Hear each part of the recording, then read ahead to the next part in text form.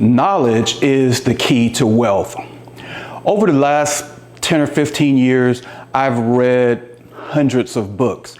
And the books that I find very interesting, or books that really give me some meat, something that I can take and grow from, I often share them with other people. So I've given out a whole lot of books.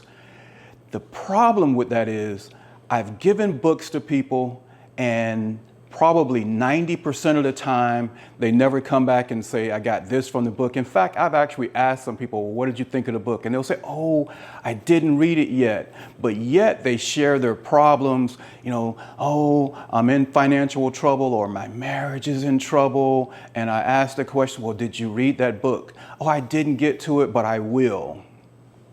Not realizing that knowledge is power. Knowledge gains wealth. It can change your situation.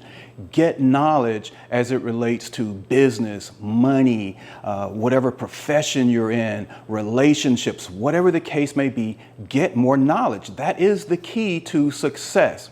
But today I want to talk about knowledge being the key to wealth. And I want to prove that to you with these 5 examples. The first example, and let me just say, these things you may know or may not know, but I want to share them with you so they're examples proving that knowledge can benefit you financially. Number 1, about 5 to 6 years ago, I started investing in gold. Gold was $1,400 per ounce. And that's a lot of money. I couldn't go out and buy 10 ounces of it, but I could surely buy one every few months, or, a few times a year at $1,400. Well, right now, gold is approximately $2,400. So if you had bought gold at $1,400, you would have made $1,000 per ounce. You may have had your income tax, you may have gotten, stimulus money or something. What if you had bought 2 or 3 ounces of gold? It has increased by $1,000. So 3 ounces would have made you $3,000 that you didn't have to work for. You didn't have to go and clock in on anybody's clock to get that money, but you would have earned it based off of that investment you made. The second example is owning a home.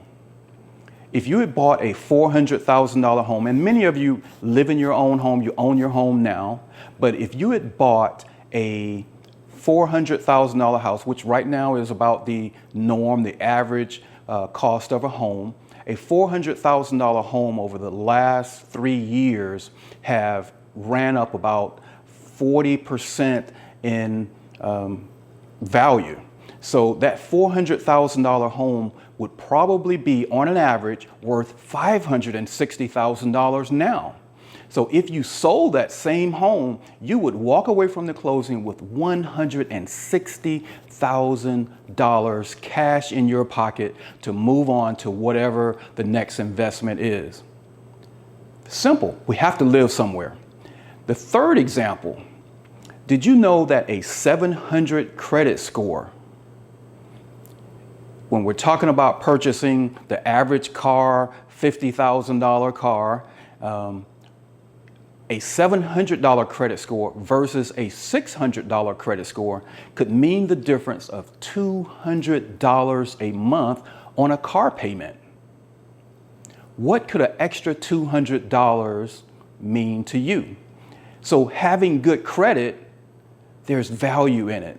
You can gain wealth simply by having good credit, paying your bills on time, not going more than 30% on the credit card amount. If you have a credit card that has a $20,000 limit, don't do more than 30%. That's what, $6,000? Don't charge more than $6,000 on that $20,000 card. Yeah, it's intentional that they give you these big credit limits, but yet if you use it, it hurts your credit score. Don't fall for the trick. So keep those credit cards low and try and get that credit score up to $700 so that you don't pay expensive rates on cars, homes, or anything that ends up getting financed. Number four, the fourth example is saving $200 per month. If you save $200 per month, let's just say you stuck it under your mattress, which is the equivalent of putting in a bank these days, because a bank savings account pays less than 1% most often. So you're not going to earn money on it. But if you took $200 a month and you stuck it under your mattress, at the end of 25 years, you would have $60,000. You know, that's a nice chunk of money. But if you had took that same $200,000 and put it in the stock market, the S&P, which has gained an average of about 8% a year, lately even more, you would have earned a total, your money would be worth $233,000. $233,000 versus the $60,000 that you would have if you had put it in the bank or stuck it under your mattress. I hope that you don't stick money under your mattress. But the point is, investing in the stock market can be a good option.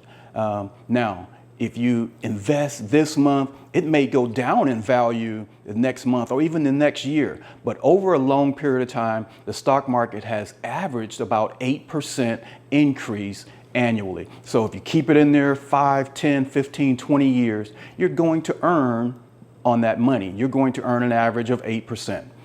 And the last one is very similar to the next.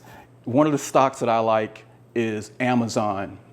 If you had invested $200 a month, $200 a month is, you know, some shoes that you buy, trip to some of your favorite restaurants. I like Longhorns, and it's very easy for me and my wife to go in Longhorns and spend $100 when you include tip. But what if you didn't go to a restaurant and you didn't buy those shoes this month and you took that $200 and you invested it in the stock market? Where can you save clothing, shopping, cutting back on, instead of spending $4,000 on a vacation, maybe you only spend $3,000 or $2,000. But where can you save money to then move that money into something that's going to earn you some money? So $200 a month into Amazon, you would have $18,500 with just $200 a month if you had bought Amazon stock back in 2020. You would have almost doubled your money. I think saving that $200 since 2020 would come to about $10,000, but Amazon you would have approximately $18,500, almost doubling your money. All right, I'm going to wrap this up, and I'm just going to leave you with the thought: get knowledge and get busy at accumulating wealth. Please like or subscribe and be blessed.